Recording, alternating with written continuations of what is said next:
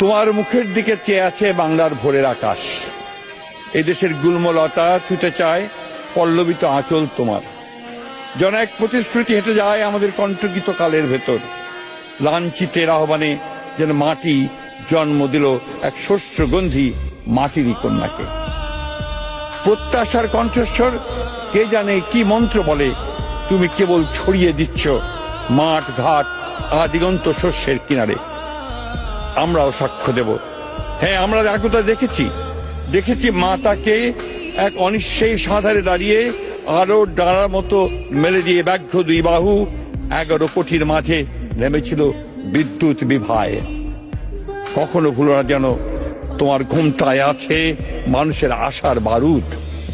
ভুলো না তোমার বাক্য প্রতীক্ষিত নিঃশ্বাস জাতির অবিচল পিঙ্গলাক্ষী হে মাতৃকা, মানুষের আশাকে জাগাও। তিনি জাগিয়ে তুলেছেন সেই আশা। তিনি হেঁটে গিয়েছিলেন কারাগারে ভালোভাবে, কিন্তু আবার একই সঙ্গে তাকে হত্যা করার জন্য ফ্যাসিস্টরা যে ষড়যন্ত্র করেছিল সেই ষড়যন্ত্র তাদের টিকতে পারেনি।